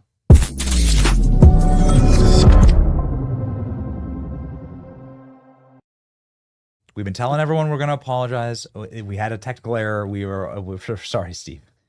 Yes, we're honored to have you. It is fantastic to be with you. By the way, I was just watching Jasmine Crockett there. What is going on with the knees? I couldn't quite figure that out. Is there some political significance there? Listen, man, I have no idea. You can, we'll pop up a photo here. This is definitely, this is the problem. She's going to get the cover of Vogue for this, right? Like that, like this is the issue. And they're going to try and cancel Sydney Sweeney, and then they give Jasmine with this look, the cover of Vogue. So I don't understand. Because you obviously have great genes, great knees. I don't know what the next move is, but that was very striking. Got to tell you. Yeah, there you go. Don't zoom in too far, Killer Klein. Don't zoom in too far, Klein. Goodness, we're trying to have a family show here. Let's talk the governor of the state of California. Yes. A party of which you are running against. I guess it's a party because Kamala Harris now is dropped the T and dropped completely out. She's clearly worried about her political future. Maybe we can begin with that, Steve. Yeah. What's your take on that? What's your handicap for why did she do that? She had no shot. She had no chance of winning. Her own party was saying that because the simple point is this. After the 15 years now of one-party rule in California, everything is a total disaster. It's impossible to live here. Everything is so expensive. It's such a nightmare to run your business, to do anything. People are leaving. Highest gas prices in the country, highest cost for everything, housing, electricity, water, everything. Worst business climate. Total disaster. It's time for change. Everyone can see that. There is nobody less representative of change than Kamala Harris. And so you could see that in the data. She could probably see it, and she really has no interest in solving any of these problems anyway. She just wants to get these jobs without doing any of the work. There was no way that the other Democrats who are running for governor of California were just going to make way for her, which had been her idea, I think. And so she realized, okay, I'm not going to get this on a plate. I don't particularly want the job anyway, and I'm not going to win. So why bother? So I think she's still in this hunt for relevance. It seems to me that all she's actually interested in, like all these classic machine politicians, is just having attention paid to her, getting on TV, going on Stephen Colbert, doing all these things without actually addressing any of the issues that people want solved, because they don't really care. That's been the hallmark of her, just like Gavin Newsom, just like Karen Bass, just like Biden. These machine politicians, their only real skill is kind of navigating the party machine and climbing the political ladder. They're not interested in solving problems because they have no clue how to solve problems. And so I think she saw that. I think you can see just, wasn't it amazing just listening to her last week? Just reminded it. We hadn't heard from her for a while. Just reminded us what a massive, how we dodged a bullet last year, the whole country. Can you imagine? It just was a reminder of all of that, just listening to, oh my goodness. Well, I didn't plan on doing this to you, Steve, but because I like you a lot and you're a decent dude and we've wandered through Skid Row together. Exactly. You clearly love the state of California. You're doing your best to save it, but I have to punish you by putting up a Kamala Harris TikTok. And I apologize in advance that I have to do this, but Kamala Harris has decided that instead of running against you, she'd rather become a TikTok influencer. And here's what she was able to create, and I'd just like to get your reaction to it. It's very short. Thinks you've been kicking back, drinking margaritas on the beach, but really, you've been hard at work writing a book, meeting with leaders, thinking about the future of our country. Who said that? It's just... So she admits that she's been drinking margaritas. Exactly. I guess there's some honesty there. I mean, finally, but like, what? It's so brilliant. She can't do anything right. She literally can't do. She can't even make a jokey. What's going on there? I mean, if you even try and deconstruct it, and take it seriously at face value, what is the joke? Who's supposed to? Who's the sort of punchline about? What is this? Who's she talking about? It's just amazing. And you've got to remember that there's probably an army of aides and PR people, whatever, that put that together. They probably rehearsed it for days. Just think, oh my goodness, what is wrong with this person? Yeah, this is the lady who couldn't get anyone to even take a selfie with her when she was sitting in the nosebleed section at the Lakers game. Oh my goodness! Remember that news cycle was amazing. She walked through. Can we just talk about the redistricting thing? Though I know you were just talking about it. It's a huge thing. There's a massive California angle to this that I don't think is sufficiently appreciated. We got the maps and everything, Steve. So go all right, off. Fantastic. King. So here's the thing. You hear it now in all the back and forth, and I'm seeing it in responses to what I've been saying. Well, Texas started it, so of course California should hit back, or Illinois should hit back. You've got Pritzker saying if Texas goes through with their maps, we're going to hit back. Newsom saying the same thing. That is simply false. They didn't start. Texas didn't start it. The gerrymandering, the unfairness, the totally tilted map for the House of Representatives was started in California by Democrats. And it's really important everyone understands this, because we keep hearing that California has an independent redistricting commission, and that what Gavin Newsom is preparing to do is to take the power away from the independent commission so that he can respond to Texas. No. Here's what happened. In 2008, California voters did indeed, in a ballot initiative, choose to move to an independent redistricting commission. What then happened, and I've spoken to people who were involved in the process at the time, that so-called independent process was totally hijacked by Democrats, totally corrupted by Democrats. And what they did with it is to steal, here's the number, 12 House seats from Republicans. 12. Because if you had fair representation in California based on the criteria that the voters chose, you would have another 12 House seats for Republicans today in California if you had fair representation. But we don't have that. And so it's just ridiculous to say that Texas started it.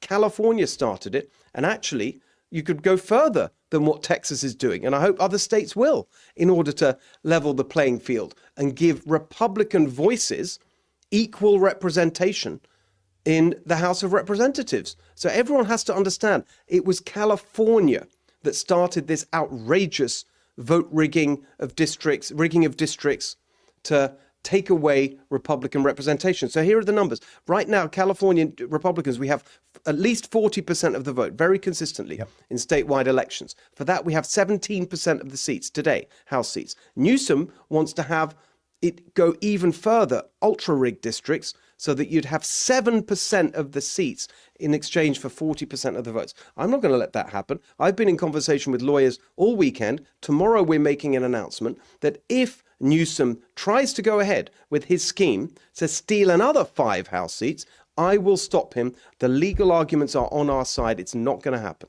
Wow.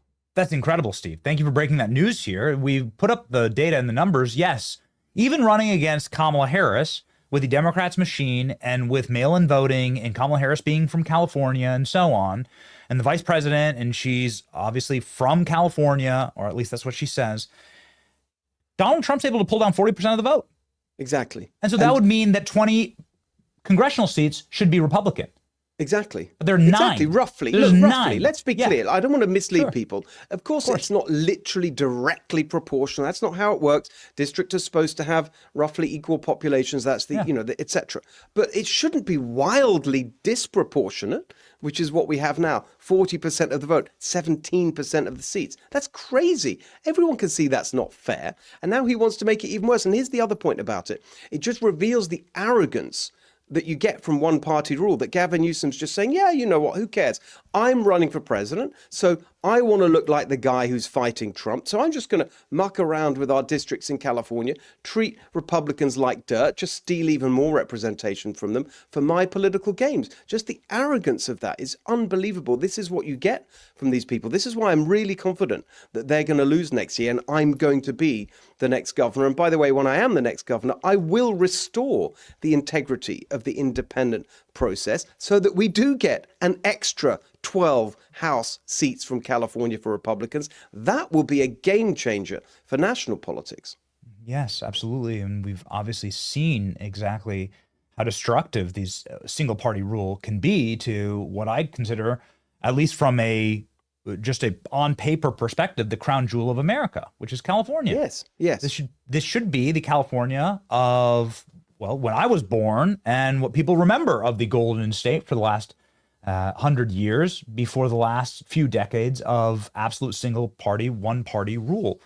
And of course that happened because of unlimited mail-in voting and also because of unlimited criminal alien immigration into the state. Now, we have this breaking news that broke over the weekend that the Supreme Court is planning on looking into making it illegal in the Voter Rights Act, striking down race-based voting districts. I wanted to get your thought on this. I'm sure this is how California this is the predicate for California being able to conjure up a couple extra districts for Democrats. Is claiming it's racist, right, to not do that. Your take on this, Steve? Well, exactly, because everything for them is about race. And this is how they see the world. Rather than treating people equally and fairly. So this is a really, really important move. But I think it's just part of this incredible story that we're seeing unfold with the Trump administration, and going right back to the first Trump administration. Because why is all this happening? Because you've had real people, I know we can disagree with certain decisions here and there, but broadly speaking, the most conservative Supreme Court, they'll say conservative, not in a political sense, but in the sense of actually upholding the law and the Constitution. Huge ramifications of that in so many different areas over the years, stemming from the first Trump administration. And that is the significance, I think, of this president. You're seeing it play out in so many different areas. So what does a governorship led by Steve Hilton do on day one, Steve? I just want to vision cast here for the people who are desperate in your state. And there are so many. The reason why it pains me, Steve, is because I know so many good people in California. Yes. And they're desperate. And they're desperate for leadership. They're desperate for a fix. I'm going to bring to bear all my experience to make life better for businesses and families in California so we can restore the California dream and make California golden again. Look, I understand what small businesses are going through. I started and ran restaurants in London.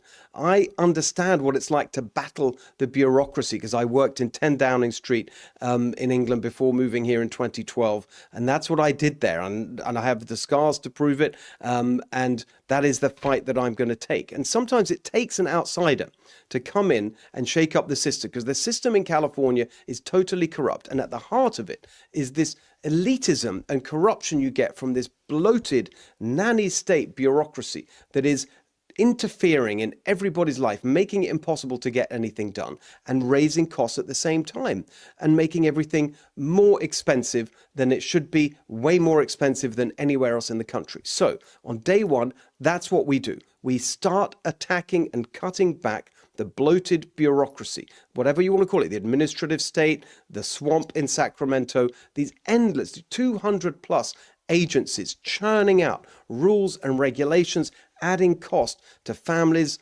bills, to small businesses, operations. All of that is what the governor can do. Even if you still have these gerrymandered districts and a Democrat-controlled legislature, as governor, I will control the executive branch, and I will start to absolutely cut back and get rid of this bloat and bureaucracy and corruption and elitism in our state government. Just a final take on this, Steve. Will you be looking into some of the potential graft and corruption with the donations for the fires and Palisades, the Pacific Palisades?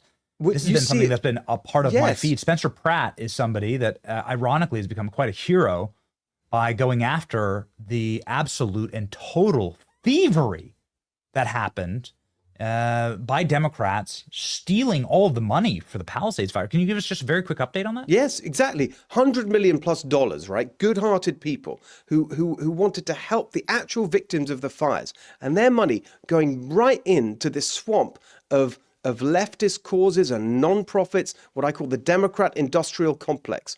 And that is symptomatic of everything that's going wrong in California. $100 million for fire aid victims. That is obscene. But you can look at that going on with homelessness. $24 billion going to the same swamp of non-profits and cronies of this Democrat regime for homelessness only to get worse. On and on and on. This is why we have the highest taxes in the country, but everything just gets worse because the money is going not to solve problems, but into the pockets of the cronies in the Democrat industrial complex in California. That's the arrogance and corruption that you get after 15 years of one-party rule. That's why I'm fighting to end it, and I'm very, very sure that we will end it, because we can't go on like this. It doesn't have to be like this in California. It can be better. We can restore the California dream and make this state truly golden again. Yes. What is your message to Spencer Pratt, who's been doing God's work? Oh, he's fantastic. I love Spencer. Yeah. I'm dying to meet him, actually. I was down in Altadena, actually, because we got another whole thing going on down there, which is now squatters moving in to fire damaged areas, and the police want to do something about it, but of course they can't because the laws in California are firmly on the side of squatters, not property owners, etc. So that's something I was looking at last week. Spencer's amazing. I'd love to meet him and work on this together with him. Potential criminal charges, you think, if you had a properly run government here? If you had a properly, all of it. There's so much going on that is just, you can't even keep up with the corruption that you get from this system. I mean, look at the way that you have, I mean, just this weekend, I just posted it. You can see it on my social media. There's something in California called behested payments, where politicians can literally ask businesses to give money to their pet causes, totally way in excess of any campaign donation limits, and then give them favors in exchange, and it's all perfectly legal. It's legalized corruption. In other states, you'd go to jail for that. There it is, right on screen, behested payments. Okay, let's click on the profile. Everyone follow Steve Hilton. If you're in California, you must vote for this man. I endorse this man. 333,000 people follow Steve. I've seen him. He's absolute fearless.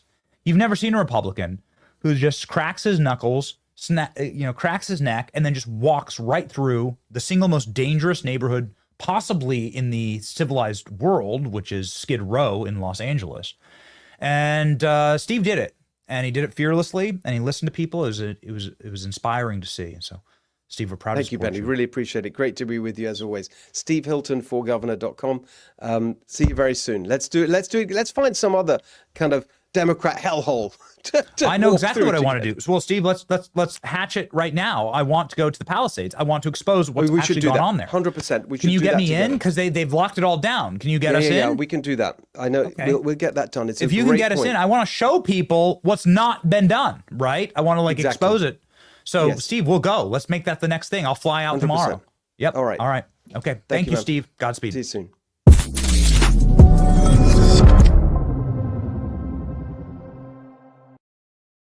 Ladies and gentlemen, before we move on from our Texas block here, just one more salty flashback.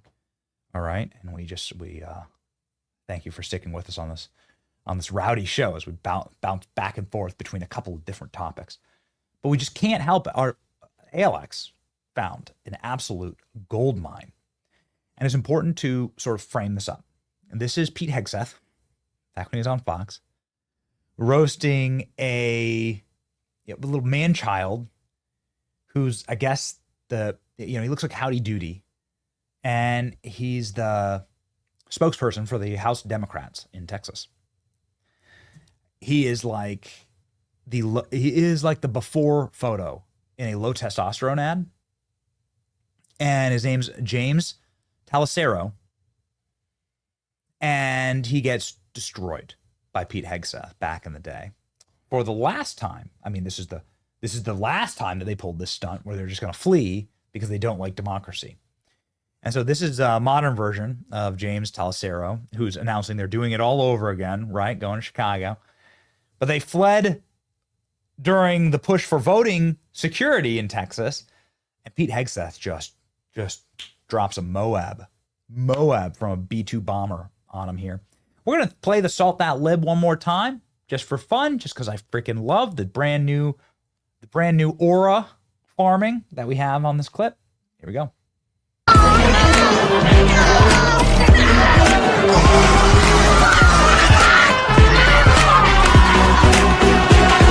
Now you're going to voter suppression, which I get it.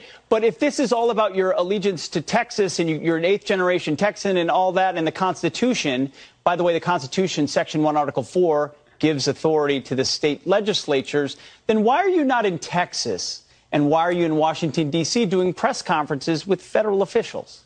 I was just going to answer that.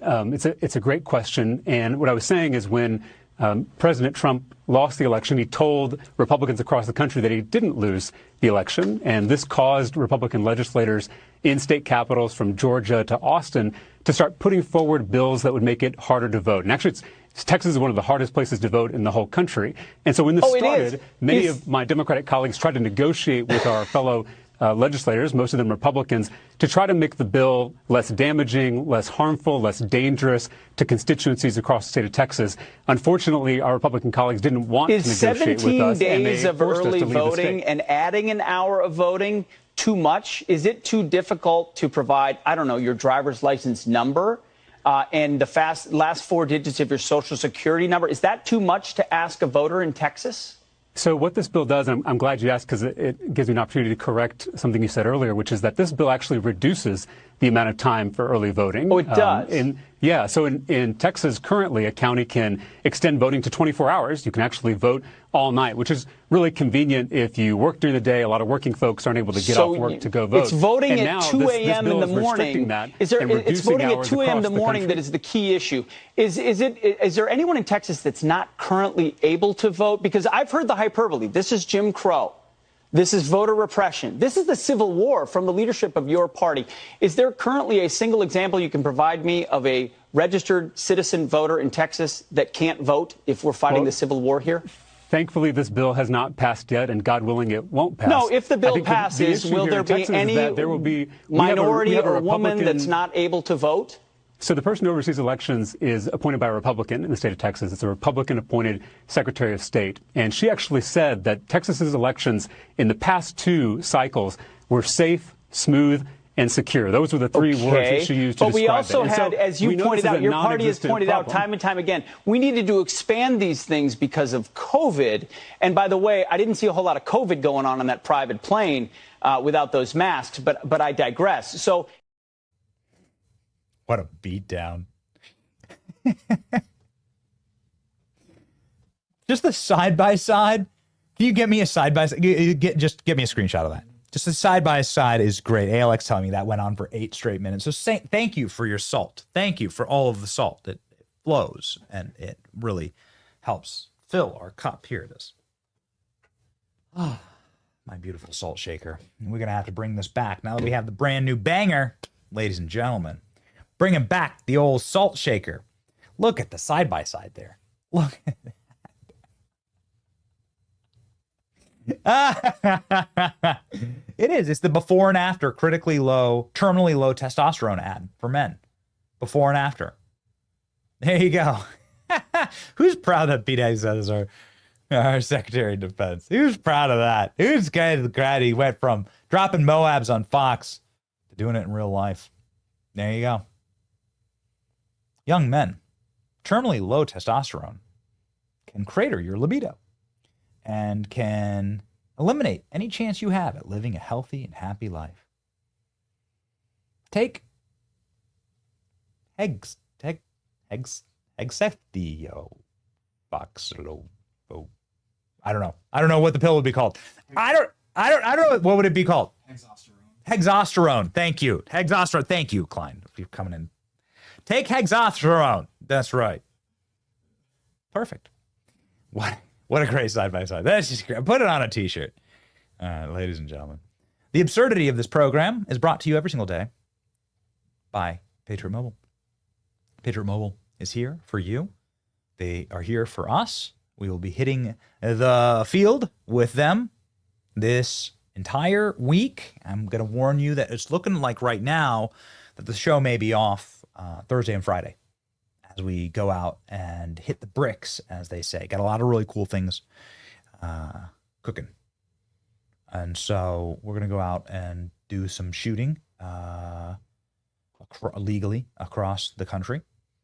And we're going to be in constant communication with you about what we're doing. We're using our Patriot Mobile devices to do that. We use Patriot Mobile devices because they're only conservative Christian wireless provider in this country. And they've been serving us excellently for years. They're the backbone of the program. They keep us connected. Go to patriotmobile.com, patriotmobile.com/Benny. Call 972-PATRIOT to use promo code Benny. Get a free month of service. Switch today, patriotmobile.com/Benny. Call 972-PATRIOT. Really quickly here, the hunters had become the hunted. U.S. Office of Special Counsel investigating ex-Trump prosecutor Jack Smith. This should be huge news. There's like so much going on that it sort of like snuck in under the very tail end of the news cycle here. But let's read. U.S. Office of Special Counsel has opened an investigation into former special counsel Jack Smith, who may have unlawfully targeted President Trump. The official Office of Special Counsel has Smith under a microscope regarding the possibility that he violated the Hatch Act, which says government workers are not allowed to take part in certain political activities. Fox News reported on Sunday, noting that it received confirmation the probe from the Office of Smith is not being criminally investigated. The Office of Special Counsel, so he's not being criminally investigated? Interesting. Let's keep reading. The Office of Special Counsel is a government watchdog that operates independently, Federal Investigative Prosecutorial Office. In July, Tom Cotton asked if its members would investigate whether Smith, as a special counsel for Merrick Garland, engaged in unlawful political activity to influence the 2024 presidential election. President Trump, of course, vanquished Joe Biden, Jack Smith, and every Democrat who weaponized law against him. President Trump's astounding victory doesn't excuse Smith of responsibility for unlawful election interference. I therefore ask the Office of Special Counsel to investigate Jack Smith and any member of his team who unlawfully acted for political purposes. Okay, this is very interesting. One of the investigations was into an email reviewed by the Post states that the Hatch Act unit, which enforces law restricting government employees from engaging in political activities, has begun reviewing the special counsel, the United States Department of Justice. The email written by special counsel Charles Badis states Smith resigned from the U.S. Department of Justice after failing to bring cases against Trump into trial, Breitbart News reported in January. Okay. Very interesting. The process is the punishment. You know, the process is the punishment. Maybe you've all seen a Sydney Sweeney ad. If you don't know who Sydney Sweeney is, she is an actress and a model who was outed as a Republican. Holy moly. Can you imagine? An attractive young person who wants to be a Republican? You should go walk around a Turning Point event, man. You would be amazed at how many young people want to save their country. Anyway, Sydney Sweeney apparently is one of them. Trump says he loves Sydney Sweeney as president. She had a viral ad from American Eagle that is now playing in Times Square just to trigger everyone, where she says she has great genes because, well, she does. And she's wearing great genes. And this is just like a return to normal because Sydney Sweeney in the ad is, well, I mean, just the same thing that every ad has always been. An aspirational, successful, or attractive person, advertising thing. That is advertising. Since the dawn of man, since the dawn of time. You go back to the Renaissance and go back to the medieval times or go back to wherever, whenever. When did advertising begin? Go back to the paintings, right? The Mona Lisa. I don't know what you want to do. The Sistine Chapel. Art and advertising and human consumption has always been aspirational. We went haywire and our brains broke. Not mine, but culture's brain broke over the last 10 or so years. The great wokeification of our nation, where we did the opposite of what all human nature has always been geared towards. And thank God we are breaking from that fever dream. And we're putting attractive people in ads again. Donald Trump says that's a good thing. Here's the president, ladies and gentlemen, on Sydney Sweeney. Let's go. Actress Sydney Sweeney came out this weekend that she was a registered Republican. Any thoughts on that? That who was? Sydney Sweeney. She's like a very hot actress right now. She's a registered Republican? Yes. Oh, now I love her ad. Is that right? Is Sydney Sweeney? You'd be surprised at how many people are Republicans. That's what I wouldn't have known, but I'm glad you told me that. If Sydney Sweeney is a registered Republican, I think her ad is fantastic. Okay, thank you very much, everybody. Thank you, Mr. President. All right, we've been listening. This is too good. The President Trump up on. Let's do two very quick things on this. President Trump up on Truth Social. Sydney Sweeney, a registered Republican, is the hottest ad out there. It's for American Eagle. The jeans are flying off the shelves. Go get them, Sydney. On the other side of the ledger, Jaguar did a stupid and seriously woke advertisements. Total disaster. The CEO just resigned in disgrace, and the company's in absolute turmoil. Who wants to buy a Jaguar after looking at that disgraceful ad? Shouldn't they have learned a lesson from Bud Light, which went woke and essentially destroyed in just short campaign the company? The market cap destruction has been unprecedented, with billions of dollars foolishly lost.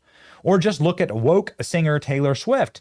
Ever since I alerted the world that she has been saying on Truth that I can't stand her, hate, she was booed out of the Super Bowl and became no longer hot.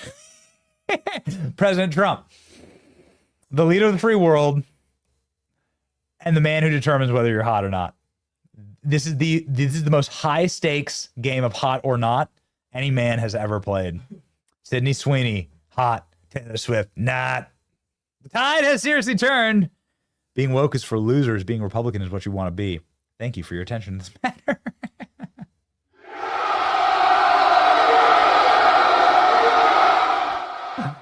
And I guess Lizzo posted this. Is this real? It can't be real. Lizzo posted this if Democrats had won the election. Oh, no way, bro. No. Getting ratioed. Whoa. Goodness gracious. Thank God Trump won. Thank God Trump won. Yikes. Getting just destroyed. Lizzo posting this. Jeez, woof. Buzz, your girlfriend. Oh, thanks, I guess. It's not like making the point that you think it is. I mean, this isn't the own that you think it is. These aren't the droids you're looking for. Self-awareness is something that leaves your body instantly when you go woke. Oof. Big oof. Big oof. Wokeness is defined. The iron law of wokeness is you immediately lose the capacity for self-awareness. I am constantly getting destroyed at this company. Constantly. I am getting roasted. They're memeing the hell out of me in the private chats here. I get destroyed in the comment section every single day on the show, every single post. I embrace it. I love it. Bring on the hate. Bring on the salt. That's why we do the Salt That Live. Roast me. Don't care. Self-awareness is the most important thing that you can possibly have. It makes you human. Self-deprecation means that you're a humble person. You don't take yourself too seriously. People like to hang out with guys like that at parties. And that's really what this all is. Like, who would you rather hang out with at a party? Joe Biden or Donald Trump? Just ask yourself that question. There's your 2020 election, 2024 election. Who'd you rather hang out with at a party? This guy or this guy? Who's going to be more fun? Who's going to be more fun? Look at that. This is the perfect test. This is the perfect test. The dude who's gonna, like, I don't know, sit on a lawn chair, on the top of the frat house with a 30-pack, making jokes about Lizzo, right? Or the guy who's going to cry, who's gonna weep and cry into his bottle of soy lentils and his special sock as he watches MSNBC. No, man. No. Clearly there is oh, come on. Come on. Whatever. It was broadcast on Fox, so here you go, ladies and gentlemen. It's up on Fox. Well, you know where we are. We'll be up in the lawn chairs on top of the frat house, okay? Like, and that's just fine with me. It's amazing. It's just amazing to me. And they're gonna like the message to Democrats, to young men, is that if you like Sydney Sweeney, then you're a fascist. And that the model of beauty is Dylan Mulvaney and Lizzo together. And Juliana, whatever her name is, the Juliana, whatever the girl, right? That you and Juliana, the influencer from Texas, like the pro-abortion, like sociopath. Yeah, that you need to pick. Here it is. This is the perfect, Klein. Thank you. Final thing we'll say. Here it is. This is your choice, ladies and gentlemen. Here you go. Which way, Western man? Which way? And there's your choice. There's your choice. This is what Democrats are bringing to young men all around the country. And what future do you wish to choose? I'll tell you. It's a winning battle. Do you have that poll? Real fast. Last thing I'll ask. I promise, Alex. Last thing. That poll that shows 45 that Republicans have a 44-point advantage with men 18 to 35. That's why. You want to know how you get numbers like this? I know Charlie Kirk shared the poll recently.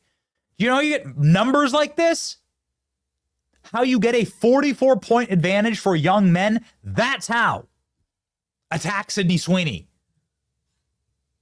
That's how you did. This is how you get in Donald Trump, like now being like, I love Sydney Sweeney. She's amazing. She's going to get a cabinet position.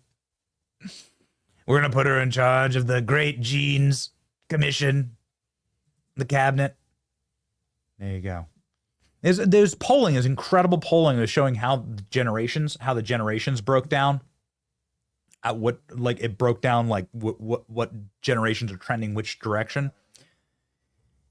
Yeah, this is one version of it. That's right. It was a bar graph, but yeah, this is one version of it. Yeah, you can see. You can obviously see. There it is. Yep. Great. Thank you, ALX. As ever. ALX AI. Well, always ALX. We call him ALX AI. Yep. Here it is. Oh, nothing really notable about this data except for, go back to the post, please. Nothing really notable about the data except for men from the ages of 18 to 29 are Republican plus 44, and women from the ages of 18 to 29 are Republicans plus 14, because women want to look like Sydney Sweeney and not Lizzo. And not Dylan Mulvaney. How is it even hard?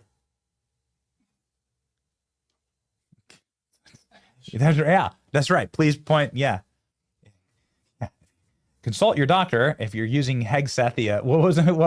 Hexotherone. Yeah, that's right. Here we go.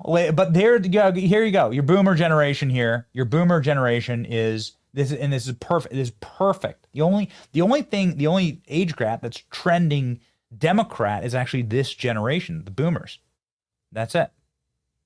They're trending Democrat by like a relatively small margin. And it really makes you ask some real questions about that generation.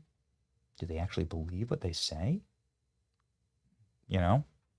Or when they finally get on government, when finally the government subsidy train rolls around, are they going to simply vote and continue the voting cycle that they've had for pretty much their entire generation, which is enrich me as much as possible and F every younger generation, Yeah, it's been a real problem. And if you're a boomer and you're watching this, I don't blame you. I just simply look at your leaders and listen, every generation is going to be judged, but like if you look at the leaders that are in Congress that are currently of the boomer generation, you're looking at Pelosi, Schumer, Mitch McConnell, so many of the corrupted geriatrics that have died in office. There are no more greatest gens in office. You're looking at guys like this. Yeah, that's right. Guys like this. The iconoclast right here. So yeah, I mean, it's a real problem. It's been a real problem. It's been a cancer in this country. This ideology of like vote myself as many riches as I possibly can out of the U.S. Treasury. Ben Franklin warned about this. So that'll be the end of the country. The first generation that figures out they can vote themselves wealth out of the U.S. Treasury. Go check the interest rates right now. Talk to a young person about buying a house. And it ain't about like pull yourself up from your bootstraps. It is a fundamentally different world. It's a totally poisoned world and a rigged world. And so we are going to rail against it. There's a whole new generation coming up, man. J.D. Vance sort of like leading the charge. That I think is going to really put these things on the front end. And we're going to save this country by doing it. That's what the 44% and the 14% for young women holding it down. Thank you. And if you're a boomer in the audience, I say thank you as well, because obviously it's not like the whole generation's shot. It's just the trend numbers that happen when you move over to Social Security, right? Yeah, it's just the trend line numbers. Another thing that needs a very hard look, ladies and gentlemen. We're going to rock and roll here. What a wild and fun show. It's always enjoyable. Changing the world with you. Can we get an update on the GoFundMe? on the Give, Send, Go. Sorry that I keep doing that. It's like a give, like it's Give, Send, Go. Give, Send, Go. Here we go. $366,000. During this show alone, we've raised $20,000 for Holly. Yep, more. Yeah, that's right. During the show alone. Maybe we go down to the comments and see if there's somebody who's from the show that donated, most recent donations. There you go. Can we just read some? Prayers, complete healing for you and your family and safety. Praying for you. Just $25, $100, $100, $30. Holly, hang strong. America is standing with you and your family. Holly, my husband and I, we stand with you and pray for your recovery. And this Give, Send, Go fund makes it easier at this horrible time. God bless you. $50. We just want to say thank you. Anonymous giver, praying for you. Look at the prayer and love from this audience. We thank all of you. Every donation, $7, $10. We just love you. Love wins. We got you, Holly. You are not alone. Prayers for your recovery and the emotional world and damaging of the attack that has caused. From Lisa Wallace, $25. I'm not sure if Lisa's watching right now, but we just want to say thank you to everyone. Here's $25 from the Wilk family. Yeah. All right. Our prayers for you and a full recovery. I could read these all day. You want to restore your faith in this nation? Go ahead and read these comments. God bless Holly. She says, we will never, I will be the last person who takes the punch. She says, I'll do it and I'll make it so that I will fight to make it so that your daughters don't ever have to take a punch like I did. Your mothers don't ever have to take a punch like I did. A reminder that Holly is a mother of young children. Could you imagine watching your mom go through this? Oh, my blood boils.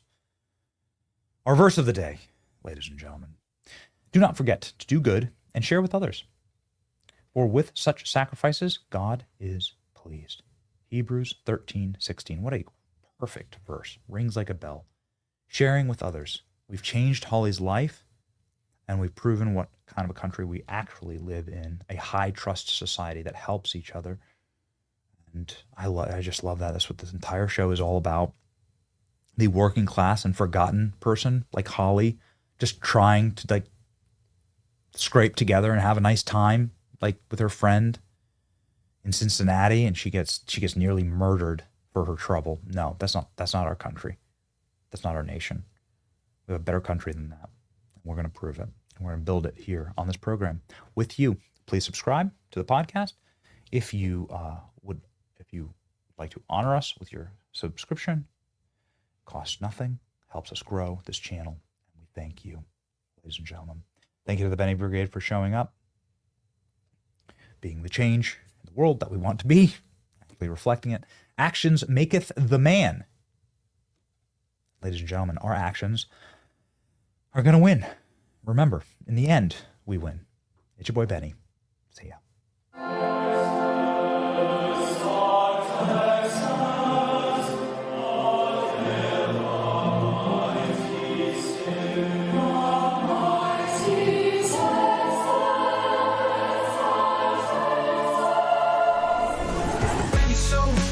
Truth gon' be faith and freedom on your TV screen. Stand up strong, battle through the night. The Benny Show's here, bringing liberty to light. From the speeches to debates, Benny sharp like a blade, cutting through the lies, watch the truth cascade. With the warrior's heart, this man never fades. You know it's prime time when Benny invades. From saving the nation to stories untold, the Benny Show's a storm, see the truth unfold. Stay in the loop, let freedom take hold. Salt in all the libs, soul never sold. It's the Benny Show, where the truth gon' be. Faith and freedom on your TV screen. Stand up strong, battle through the night. The Benny Show's here, bringing liberty to light. Liberty to light. Bringing liberty to light. Liberty to light. Bringing liberty to life. From the speeches to debates, Benny sharp like a blade, cutting through the lies, watch the truth cascade. With the warrior's heart, this man never fades. You know it's prime time when Benny invades. From saving the nation to stories untold, the Benny Show's a storm, see the truth unfold. Stay in the loop, let freedom take hold. Salt in all the libs, soul never sold. It's the Benny Show, where the truth gon' be. Faith and freedom on your TV screen. Stand up strong, battle through the night. The Benny Show's here, bringing liberty to light. Bringing liberty to light. Bringing liberty to light. Bringing liberty to light. Bringing liberty to light.